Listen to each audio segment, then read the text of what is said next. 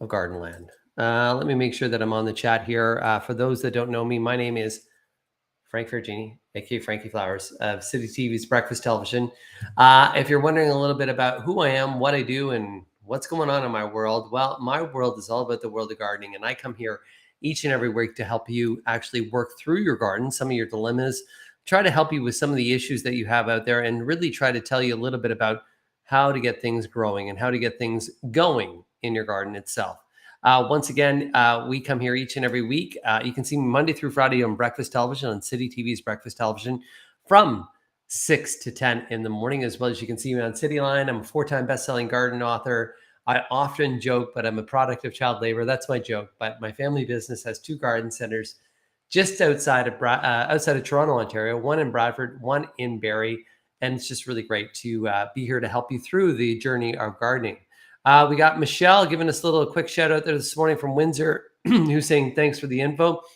Michelle, thank you for joining us. I also want to give a shout out this evening to our friends in Atlantic, Canada, my friend Nikki Jabor, as well as in Halifax, and my friends in PEI that have just seen the effects and the impact of what was known as Hurricane Lee, now a post-tropical storm, moving through the region that has actually brought with it significant winds and significant rainfall. Our thoughts are with you. I know there's several power outages that are there, but I know that the impact of the storm too has been one that's been quite minimal in comparison to what it was forecasted. So that is some good news. A shout out as well to Mary Ann from Beaton, Ontario. Good evening to you as well. For those new to this, all you have to do is go into your comments, post a question, comment, or suggestion, recommendation, anything that you need in terms of the world of gardening. And I'm here to answer those questions, but as well as the community that's here is here as well to help answer as well. Hey, we are in the last weekend officially of summer. Fall officially arrives on September the 23rd, which is next Saturday, shortly after 2 a.m. It has been an interesting summer overall. And with that, we've actually seen some challenging conditions from coast to coast to coast. And that's why we're here to talk about it. Let's see what we have. A question here as well this evening. Greetings, like some tips about getting my container roses ready for winter. I'm in a zone 5, upstate New York. Thank you. So the biggest difficulty when it comes to growing containers growing anything in a container is that container itself actually is a little zones a little bit colder. And the reason why I'm trying to explain this to you is that by being in that container, you don't have extra soil around it to insulate those pots. And so with that, those containers actually freeze more solid. So something that's normally in a zone 5, if planted in a container, what you're looking for is something hardy to a zone 3. So if it is in a container and you have roses in a container, my number one recommendation is, if you're able to, is to take those roses out of the container and plant them in the garden, even if they're pot and all, during the winter season, then up them and then re-put them in the container thereafter. That is key. Also, if you can't do that, what is super key is making sure that they're well watered as we head our way into fall. Very important. You don't need to fertilize, just make sure they're well watered so we don't go through some stress. And then if we can group them together, and even when we group them together as a container and we put them to one corner where we get a good snow load, that snow is an insulator. But even when we group them, the container together, even if we were to take bag soil and put bags of soil around the base of them just for extra insulation, that would really help. But overwintering anything in a container is really, really, really difficult. We got Kelly saying hello from Etobicoke this evening. Hello to you. We got a big shout out this evening as well from Roach. Hi, Frankie from Sturgeon Falls. We have Liz here with a comment and or question. Hi, Frankie. We need to move some Carl Forster and zebra grasses, great grasses. Are we safe to do this week? If so, should we cut them right down? I would go ahead and move them. This week, we actually have a lot of sunshine in Southern Ontario, but we actually have cool nights, warm days. So if you're moving them, I would really make sure that you're really watering, doing a nice deep watering, but it's a perfect time to be dividing and moving. Do you need to cut them back? I would cut them back to half their size, easier for you to work with, actually easier as well for the plant itself to support its root system. But with that, use a quick start fertilizer, which would be a really benefit. So Miracle-Gro quick start fertilizer, but it would be a great week to do that. Matthew Amos giving us a hi, Frankie. Hello, Matthew, my good friend there. Cindy. Hi, Cindy. Hi, Frankie. I have a braided weeping willow, care for over winter or bring inside in its pot. So the braided weeping willow is something that's new to the market, actually brand new this year, but that weeping willow is hardy to this zone. So what I would be doing for that breeding weeping willow, if it's planted in the ground, great, just leave it as is. It should overwinter fine. If it's in a container, try to plant it in the garden, pot and all. Same recommendations I just gave with those container roses, and then just keep it well watered. It should overwinter. Do not bring it indoors. Do not bring it indoors because it does need to go through a dormancy period. And if it was to be brought in indoors, you do more harm than help. We have Chantel. Chantel, hi, how are you? I need to replant 2 peony plants. Is it okay to do it now? It is okay to do the peonies right now, to transplant and divide a peony plant. The key about peonies is when you're moving them to a new location, make sure that you plant them a little bit so where they are in terms of the soil level right now. When you go to plant them a little bit higher than that, a couple inches higher, and then mound soil up. Once they settle, they'll actually settle down to around ground level. But if a peony is planted too deep, it won't bloom. It'll just give you foliage. So yeah, good time. Once again, that quick start fertilizer, super key. CJ, hi CJ, how's it going? She gives me a hi, Frankie, out there too. We have another question this evening from Edwarda. Hi, Frankie from North York. Should I cover my roses for winter? Depends on the varieties. So grafted roses, and grafted roses include hybrids, grandifloras, floribundas. Those roses need to be covered because the graft point, and that's the area where they take a rootstock and they graft another one on top, that you'll see that they actually have a rounded area. That's the weak point where we need to mound soil. Not yet, it's still too early, but almost later October, we cut them back and we select the 3 to 5 best, thickest, most wonderful canes. We prune everything else off. We take those canes and we prune those guys back to about 18 to 24 inches, and then we mound soil around it. That's what we do. However, if you have a shrub rose, let's say that we were to have a Griffin Buck rose, a Canadian Explorer Series roses, all those more roses that are not grafted, you really don't need to do any winter care. So it depends on the variety of the rose. If you have a hybrid tea, grandiflora, or floribunda rose, which is grafted, you do need to, and I would recommend you overwintering. Matthew's giving us a little, hey, got something to tell you. Can you tell Sid that I sent him a note for asking for his pick? I will tell Sid. Sid, once again, if you're joining us this evening, you're wondering who the heck is Sid. Sid's somebody who I work with on Breakfast Television, actually one of our hosts on the show. Shelly, any hope for hostas that have all the leaves eaten by rabbits? Thank you. So those hostas should grow back, no problem. For the rabbits, if you're preventing those from eating them next season, because this season, you know what, things are coming near to an end, we'll actually start to have dieback on our hostas. But next season, once those leaves come out, if you're trying to prevent those rabbits from eating those roses, look for Animal Be Gone. Animal Be Gone, you spray it on. It gives a Bitrix is the name of it. It's a really bad flavoring on the plant material itself and will prevent those rabbits from eating. Okay, let's, I want to show you guys something too.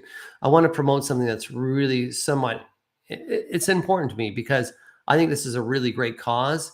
And this is because we just talked about Animal Be Gone, and Animal Be Gone is a product from Scott's Miracle-Gro. Once again, full disclosure, I work with Scott's Miracle-Gro. Here's something that Scott's is doing right now. This is called Grow for Good. And I really want to feature just a couple of the Grow for Good gardens that are out there. First off, let's talk a little bit about Thorold Community Activities Group. So this is a group that received a donation from Scott's Miracle-Gro of $2,500 to really get out there into developing sustainable gardens and green spaces. Communities throughout Canada can apply for this $2,500 grant. This year, there was 5 recipients that created videos and content and received $2,500. However, so just to let you know a little bit about the difference that Thorold Community Activities Groups and other gardens across the country have done through this program called Grow for Good. There's been over 10,000 kilograms of harvested vegetables, 567 trees and shrubs planted. There's been almost 16,000 hours of volunteer involvement and almost 6,000 of harvest donated to food banks. So there's, out of the 5 grant recipients, there will be 1 video contest winner. Video contest winners take home an additional $2,500 cash. You can vote to win. You go to Scott's Miracle-Gro prize pack worth over $500 when you vote. So if you're going to go vote, you actually are entered into a prize pack to win $500. The voting happens from September 28th to October the 12th. Another good garden that we can talk about is Northwest Co-op Community Food Center. You can see that it was just a vacant piece of land, but because of Grow for Good, the donation that happened, boom, presto, you got yourself a beautiful community garden that's actually providing food for those around.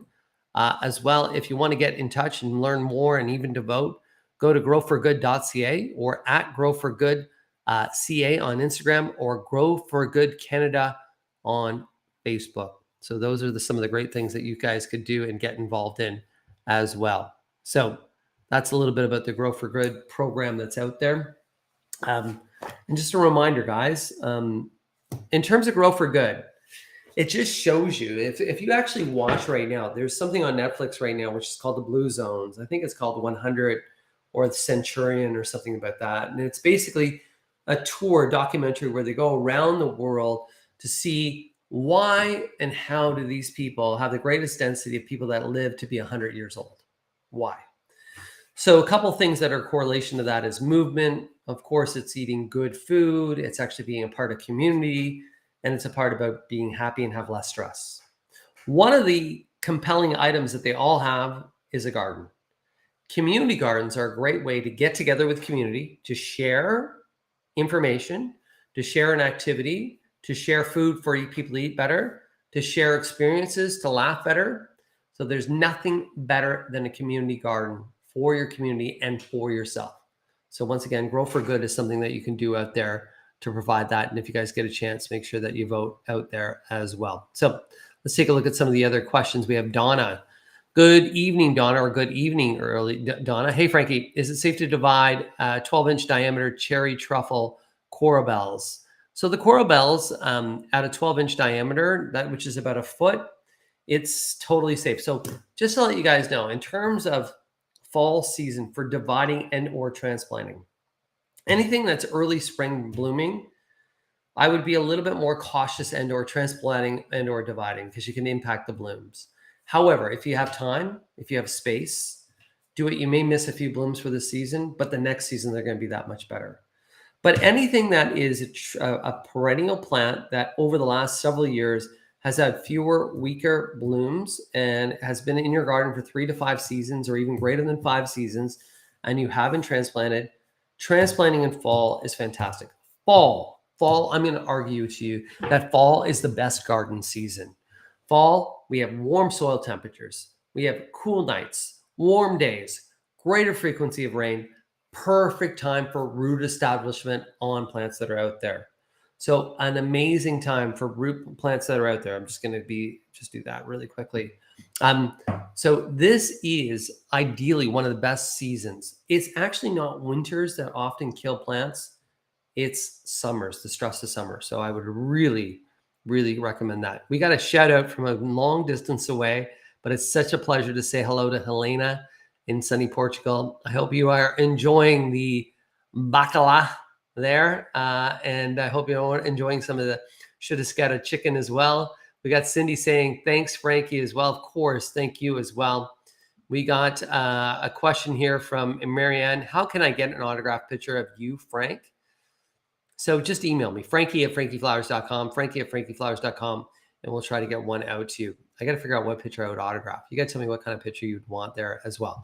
What I love about this community, if you're joining us for the first time this evening and you're like, hey, this is amazing. I get these questions answered, but some of the questions as you're going through, you're like, how can Frank answer all these questions? I can't. So on the community, you can see that Liz replied to, there's a replying that they're replying to each other. You'll see that Liz is actually replying to herself here, but you'll see that people actually comment. So in the questions, if you know the answer to one of these questions, please pop in the comments there and tell them your experience, your recommendation, what's gone on with you and what you think is the best for them. Not only will you help them, you'll actually help me too, because I'm constantly learning. There's no way that you can know the entire world of gardening. There's no way. We got Donald. Hi, Frankie. How are you? Why are at the bottom of my tomato plants looking like they're dying? Brown leaves, but the rest of the plant is fine. That is an indication of late blight. And that is something, if you looked at my last Instagram and my last Facebook, you'll see where I had some tomato troubles this year. Based upon the amount of rainfall that we had, the heat, the humidity, and how wet August was, Late blight was something that was happening. So those bottom leaves are dying because it is a type of blight that's there. Next season, as a recommendation, if you can, plant your tomatoes in a different location and plant something else in that location, something like kale or leaf lettuce or head lettuce or romaine lettuce, something that is not either tomato, potato. Don't plant that next year. That'll be really key that's out there. We got Judy. Judy, how you doing today? Judy, my hostas have brown leaves. No issues, no worries, no problems. Now we're heading our way later season. We had a really dry kind of August, and then a lot of warmth and heat and dry. We had a wet, a wet August. And then in September, we had a lot of heat in the beginning of September, a lot of heat, a lot of dry conditions, and you would have gotten some sun scorch or browning on those leaves. I wouldn't worry about it. I would just cut them back later this fall and they'll be fine. We have a question here from Janice. Hi, Frankie. I can never remember if I'm supposed to cut back my English lavender or leave it till spring. My recommendation is to leave it till spring. So what you can do is you can prune back and remove any of the spent flowers. So if you have flowers on there that are done, just cut back those flowers, leave the rest of the English lavender that's there. Then next spring, remove any dieback that you have. And that's as easy as it can be. We got quite a popular question from Lorna. Can we do grub control now? Grub control now, you're still going to see grubs at the top of the service. Most grubs now it's actually a really good time to use a Grub B Gon. So if you want to control grubs and reduce the amount of Japanese and or June beetles, indeed. I just had a rainfall. It's just actually, I'm looking at my backyard right now. Had a wonderful rain. So if I was to apply the grub control now, because it is a wet space, so the Grub B Gon now, I apply it, then I would water it in thereafter. So it has to be wet, apply, water in, really key. We got CJ Farrell. CJ, what's going on? How do I keep chipmunks out of the garden? An amazing question, because chipmunks, they're food oriented. So if there's food plants that they like there, I used a pelletized chicken manure called Ackee soil that I did do a top dressing on. And that often sometimes keeps them or discourages them from coming into the garden. Sometimes we can put a plastic owl or an owl decoy up near to the area that will scare them, but we have to move that owl around. And then often, if we can't beat them, we feed them. So we'll put a squirrel feeder and or chicken feeder away from the garden that will keep them busy and give them something to kind of take care of them as well. Jessica, thank you for letting me know the name of that documentary on Netflix is called The Blue Zones. The Blue Zones, great. It's really interesting to look at it. Savita's going, yeah, community gardens for the win. Yes, indeed. We got a nice little shout out here from my good friend in Prince Edward County. Hi, Frankie. I hope you had a good weekend. I had a great weekend. Yesterday, the weather was incredibly fantastic. I actually had on Friday, which was such a treat, probably my favorite weekend of the year. On Friday, we did a charity golf tournament for my family business, Bradford Greenhouses, where we do a community thing that's called Roots for Shoots, where we actually raise money to pay for students to go to post-secondary school. And so we were able to raise enough money for 6 kids to go to post-secondary school next year. But the benefit of that tournament that we did was that I got to golf with my father and my 2 boys. So that was our foursome. We are terrible golfers. I'm a way better gardener than when I am a golfer. Linda. Hi, Frankie. Hope you had a wonderful weekend. I did, and thank you for asking, Linda. I hope you did too. Health and happiness to you and your family. Much love as well. Do I prune hydrangeas or leave them alone until spring? Number one question. So it all depends on the variety of hydrangeas. So in the world of hydrangeas, there are several different varieties, but there's really 2 different types. The one type is what's called the macrophylla and or large leaf hydrangea. The other type is Piculata, which is the smaller leaf. Those guys there bloom on new wood. So Annabella, PGs, Fire and Ice, Limelights, Little Limelights, Bobo, those guys there can be pruned in fall and or spring. They bloom on new growth. Macrophyllas, which are your endless summers, your pinks, your blues. Those guys there are the large leaf hydrangeas. Do not prune them. Only remove their spent flowers in fall. Leave them as is. Next spring, all you're going to do is remove any dead wood. That's it, because they bloom on old wood. So those guys bloom on this year's growth. So I have 3 of them in my garden, and I've been trying to baby them, and I'm frustrated with them. They give me the beautiful foliage, and they have given me so few blooms. So this year, they're out of here.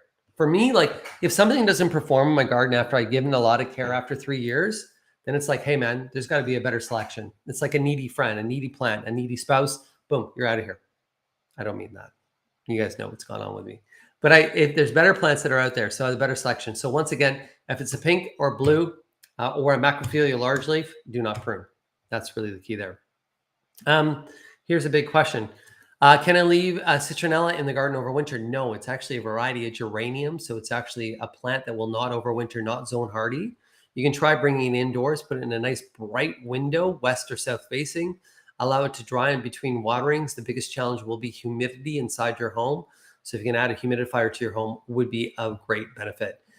Tammy, what's going on, Tammy? How are you doing? Hi, Frankie and friends. Tammy's giving us all a shout out there. I love it. Marissa. Marissa's saying, hi, Frankie. What is the best way to get rid of grapevines? They are growing into my rose bushes and wisteria. So that's probably the wild grapevines.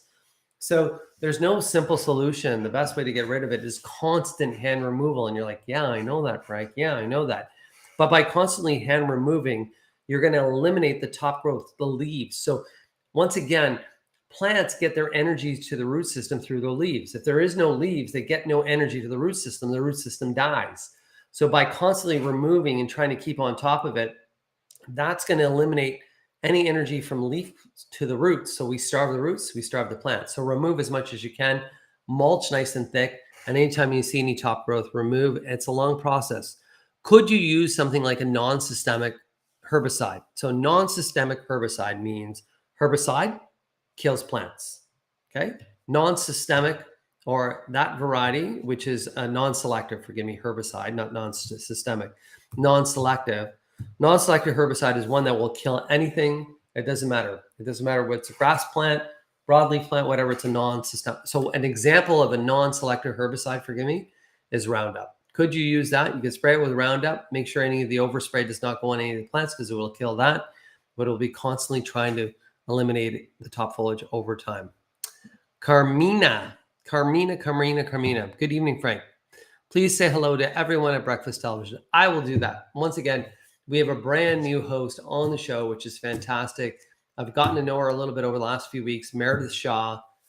Do tune in. Do see our new host. It's a great show. We have a great time out there. And coming up, not this week, but next week, I should let you know that next week's Frankie Flowers will most likely be from, if my Wi-Fi is stable, will be from Animal Kingdom in Disney World.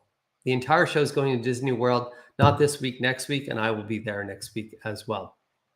We got an awesome from Marianne. Awesome to you as well. We got another question, I think, and or comment from Shar. Do I leave my hydrangeas alone or prune them, etc.? We just went through that. Once again, if they're a macrophylla or large leaf, pink or blue hydrangea, leave them alone. The other varieties, which are, if it's a PG, Limelights, Annabelle, Incredible, Fire and Ice, Bobo, Little Limelights, those guys there you can prune late fall. We got Donald. Hey, Donald, how's it going out there? Thanks, Frankie. See you on BT tomorrow morning. Cheers to you as well. I hope everybody had just such a wonderful weekend. Deborah asking, when do we cut down my lavender? Often I recommend you not cutting your lavender down, only removing dead foliage or dead sections of the lavender late spring next season. We have Christine, which is from my friend from Prince Edward County. My tomatoes are doing well. I'm finding they are later than usual. Is this typical for this year? As a matter of fact, this year, tomatoes are later. They're about 2 weeks later this year. And the reason being is because we had a lot of warm evenings over the summer season. There was some heat delay on them. So they're about 10 to 14 days later than what they've ever been. So it's not just you, Christina. It is actually something that's happening all based on the weather. Chad, hey, Frankie, what's a super easy vegetable my kids can grow? Most fastest vegetable your kids can grow, and if they're going to get excited, is bean sprouts. So they can actually even germinate bean sprouts just in a paper towel. So easy. You can get, if you go online, go to Amazon or something like that, you can actually get a sprouter so they can do sprouts. That's the thing. So what's neat about sprouts is they can germinate them, put them on a sandwich, put them in salads. Awesome. Quickest thing that they can grow is spinach. You could actually even sow some spinach now if you had seeds, and they'll probably germinate and you could harvest before the end of the season. Radishes are quick to grow too. If you're thinking about growing something indoors and you want them to grow herbs, use an AeroGarden, which is an indoor plant lighting system which is really good. But just sprouts. If you want to grow something quick for kids, that's within a few days. They're going to be harvesting sprouts, putting them on there. That's that immediate gratification, which is so important for kids that are out there. Brenda. Hi, Brenda. Hi, Frankie from Woodstock, Ontario. Woodstock, I think, is the place with the big cow, the big dairy cow. I like Woodstock. Shelly, about 9-bark. My 9-bark has pieces that have completely discolored, dehydrated, and died, but only some branches. So what I would do with that 9-bark is this fall now, I would prune it back at least half its size, remove any dead wood, and that should flush some new growth. Some of that dieback could be due to an insect and or disease, or even just because of the weather. So by pruning it back, it should stimulate some new, healthier growth for next season. A reminder, when you're pruning a shrub like 9-bark, we're not just lopping it. We're actually removing some branches that are growing to the center, that branches that grow inward, to open up some light, and so that we have a healthier plant overall. Here's another reply. This is what I love about the community. You can see that Janice is replying to Deborah. He just said, cut off the flowers that are done. See, like we're replying and helping out as well, which is really good. We have Shar giving another comment out there. What if I don't know the variety? So do you know the color? What color do they bloom? Do you have a picture? If they're blooming right now and you want to send me a picture, Frankie with an IE at frankieflowers.com. If you have a picture of it in bloom, I'll be able to tell you the variety. Take a picture of the overall plant and even take a picture of the leaf, and I will tell you what you have in terms of your hydrangea variety that's out there. Lori, do you recommend waiting to transplant small trees till spring? Now, pine, I would transplant them now. Once again, warm soil temperature, cool nights, warm days, greater frequency of rain. Fall is a great time to plant and or transplant. So for an evergreen like that, use a quick start fertilizer. It's actually a transplant fertilizer that will reduce the amount of shock. So look for Miracle-Gro's quick start fertilizer. Indeed, it's a perfect time to do that. My good friend Paula, how are you? Hi, Frankie out there as well. Hello to you as well. We got Christine saying, hi, Frankie. Best way to change the color on my white hydrangeas. You can't. Your white hydrangeas, depending upon the variety, some varieties of hydrangeas, let's say Fire and Ice. Why do I love Fire and Ice? Fire and Ice is a variety that blooms white, then we'll go to pink, and then we'll change to red. Limelight's hydrangeas will bloom chartreuse green, turn white, and then go to a pinkish tone. So it all really depends on the variety of the white hydrangea. You can't turn a white hydrangea any other color. We can turn a pink hydrangea blue by acidifying the soil. By putting something like aluminum sulfate, and acidic soil will make those hydrangeas, the pink turn blue. If it's alkaline, they'll be pink. And sometimes we can get a variation in purple there. But we can't change the color of a white hydrangea. So it depends on the variety. We have TJ. TJ, what's going on? Hi, Frankie. My neighbor is digging up some lilacs with these near the front frost nights. What are the chances they will survive for winter? Highly likely. They're going to do very well. Great time to be doing that with the lilacs. So a reminder with lilacs, though, if they're the French and or common lilacs, take a lot of space. So just make sure you have the space that's there as well. We got Jessica. I think it's Jessica. Do cedar trees' roots grow deep? I have an adult globe cedar trees that are kind of crowding my space, and I've torn out. What should I do about it? I don't want to kill them. Would they be hard to remove? So the globe cedars are a foundation planting, not with deep root systems, but anytime that we're going to be removing and or transplanting, we do run the risk of losing them. Especially with cedars, what we have to do is after we transplant them to a new location, using something like a quick start fertilizer will reduce that shock that's on them. But more importantly, watering. Constant watering until frost sets in is really important. Are they fairly easy to transplant and move as long as they're given adequate water and they're put into good soil? They are. They're actually really easy. So couple things that I also want to go through. Fall bulbs. Not the time to plant fall bulbs yet. Good time to get out there and purchase fall bulbs because you have good selections right now. Fall bulbs were better off to plant mid to end October. And then as well, garlic. If you're thinking about growing garlic, a reminder, fall is the time to be planting garlic. Not quite yet. I'm going to be doing that into October as well. But if you're thinking this year in terms of the vegetable garden, you want to add garlic, fall is the time to plant. So I'm going to answer one more question. And then we got a little shout out there from Dryden, Ontario. How are you doing there as well? And then we got a little shout out from Bowmanville as well. We'll give them a shout out as well. And then Marlene with a question, I think, there as well. If I were to grow mint in a pot, how would I overwinter it? Would I have to bury it in the pot? Surprisingly enough, mint, if you live in Southern Ontario, will easily overwinter in the pot. If you want a little extra, just bury that pot halfway down into the soil. It'll overwinter fine. But mint is such a hardy plant. It should overwinter in the pot fine. And I'm glad that you grew it in a pot because it is quite invasive. For all those that joined us this evening, that's your half hour of Frankie Flowers for the love of gardening. I hope that you love this. I hope that you maybe found something that inspired you. You learned a little bit. Maybe you laughed a little bit. Maybe you were like, I know that, or I didn't know that, but that's why I'm here each and every week. So once again, you can see me tomorrow morning live on Breakfast Television. Hope you guys had a wonderful weekend. Health, happiness, and love to you all. I will see you next Sunday. Hopefully the Wi-Fi is good. And I will see you next Sunday live from Animal Kingdom in Disney World. Ciao.